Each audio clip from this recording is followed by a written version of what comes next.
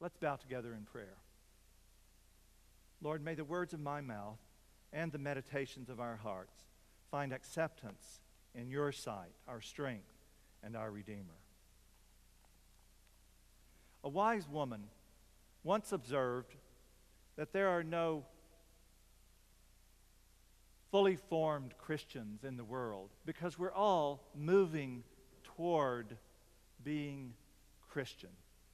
We're all continuing to grow in God's possession of us.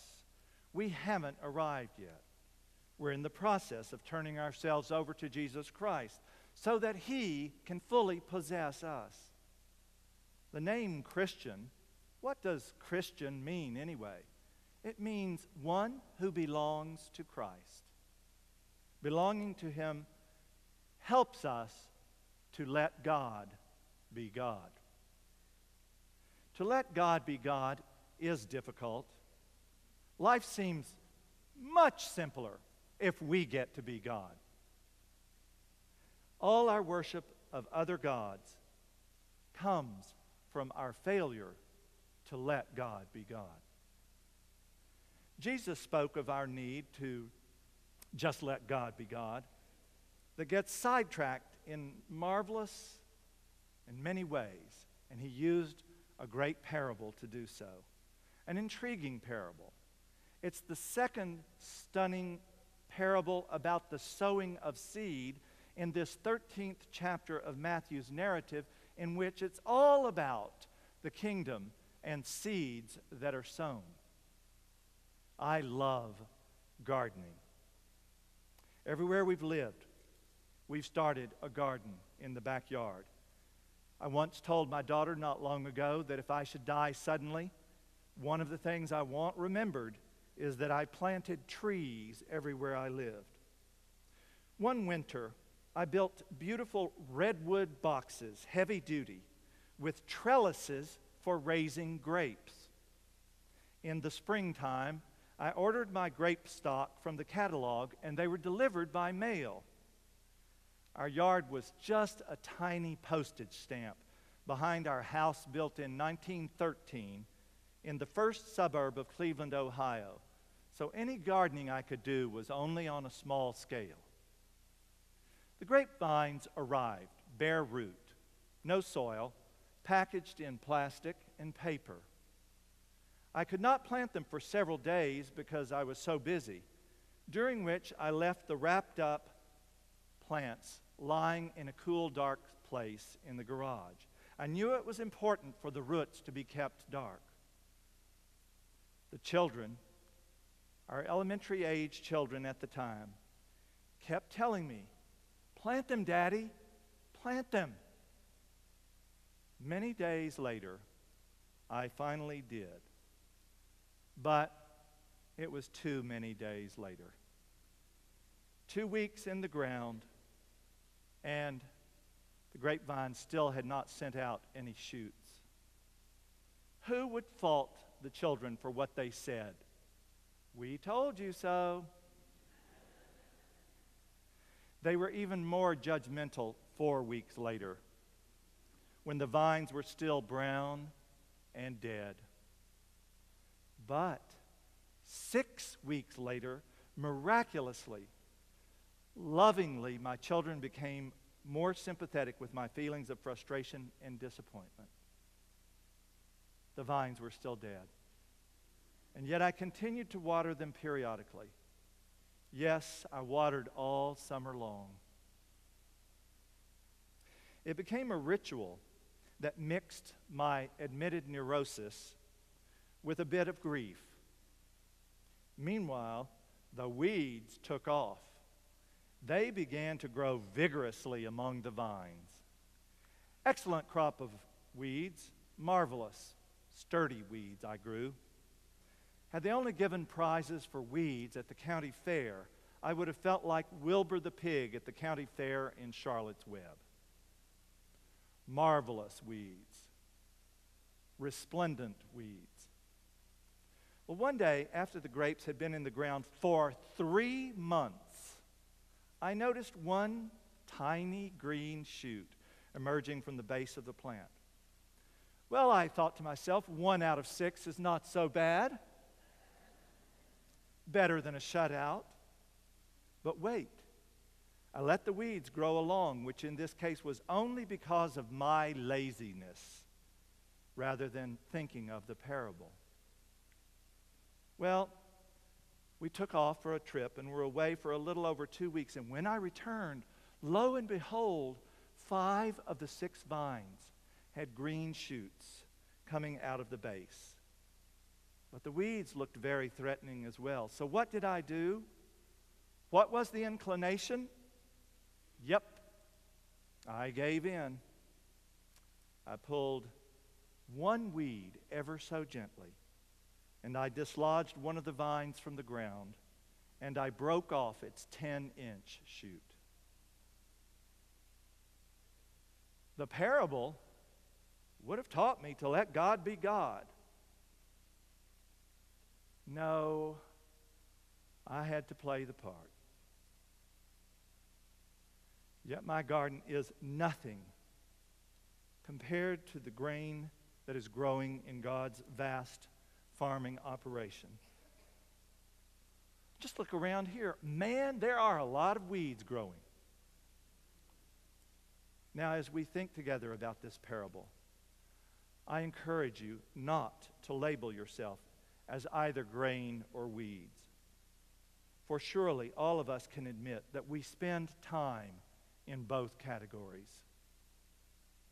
The parable says an enemy went through sowing the weed seed. A bizarre point in the parable indeed, that it seems to me. Very strange to think that anyone at all would harvest enough weed seed to sabotage an entire field. And yet, enemies do tread our furrows every day, and weeds do come up. Even Jesus himself, when hailed by the man who called him good teacher, replied, "No one is good but God alone." People undercut good all the time. People smitten with their own agenda, convinced of their own causes, oppose God's patient, kindly work regularly. The truth is, in life, there's always potential coupled with uncertainty, the kind that weeds threaten.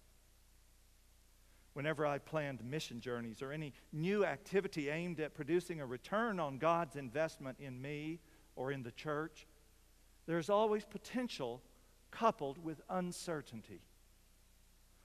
What can the harvest be? The grain is growing. We are tending it. Are there some weeds in the field of God's mission? As with any investment, some weeds do sprout up, threatening to compromise the harvest in return. Good farmers strive for their field to look perfect. They strive to have all the grain grow unhindered.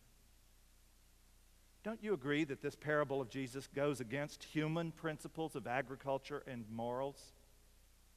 All around us, in every age, there are zealots who insist that immorality, false prophets, and the wicked must be uprooted and taken away so that the good grain be not tainted.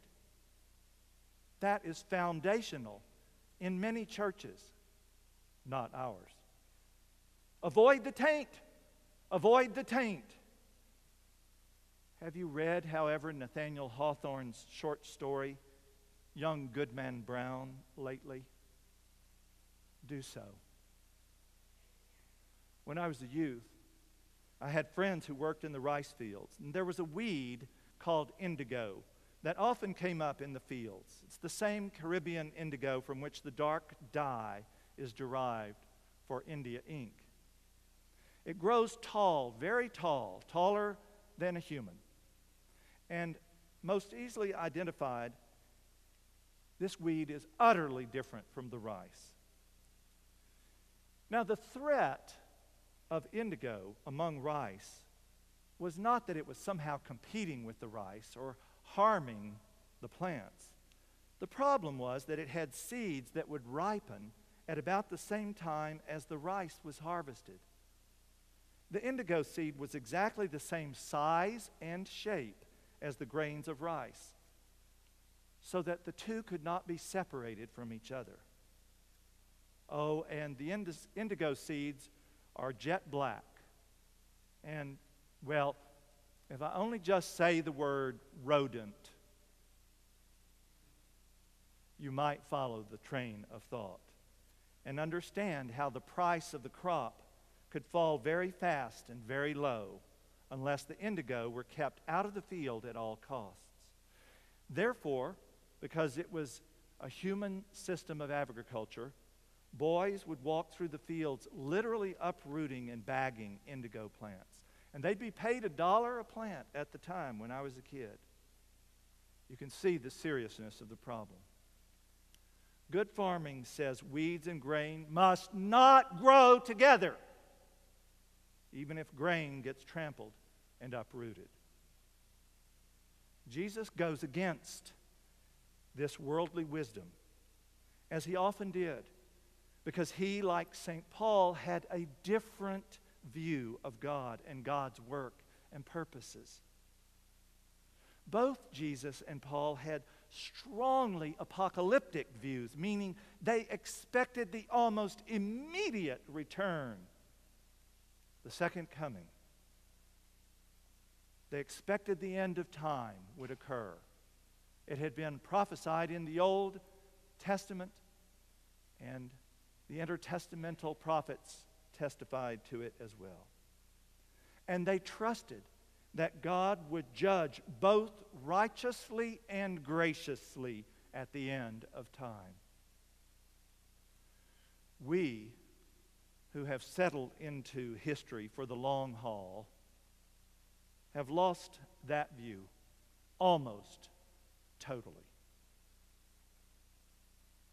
We expect that life and the world will continue unaltered and unaddressed by God's final decisive action. We worry nothing wrong will be righted by God. We worry that nothing right will be rewarded.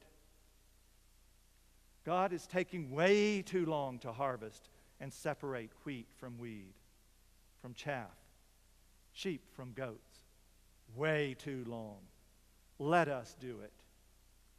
We are impatient about who will judge the world and us, and we become paralyzed about joyously working at what we might effect in the present if we let God be God. But listen to the parable and let God be God. Patience is required of us even as it was required of the farmer and his anxious slaves in the parable.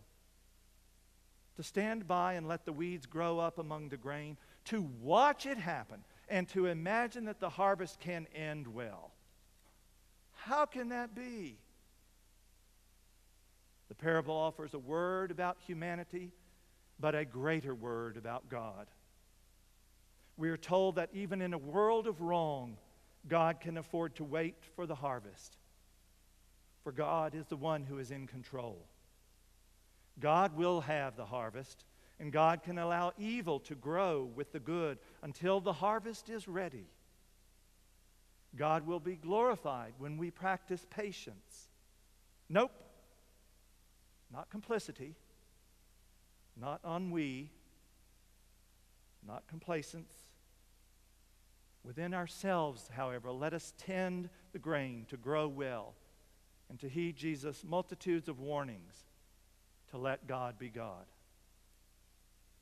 The American Civil Liberties Union defends the constitutional rights of those who choose to engage in provocative demonstrations, such as burnings of the American flag, which were so common in the 1960s and early 70s.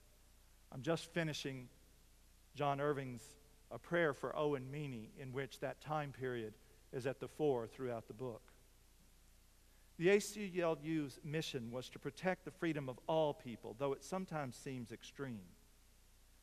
In our own day, the Supreme Court adjudicates matters and cases in ways that exhilarate some and devastate others.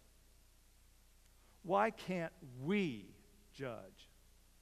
Why can't we pull the weeds? Why protect the weeds from being uprooted at the expense of the grain? Let's just have a tiny harvest, but we'll be rid of the weeds, that's for sure. Then we'll all starve.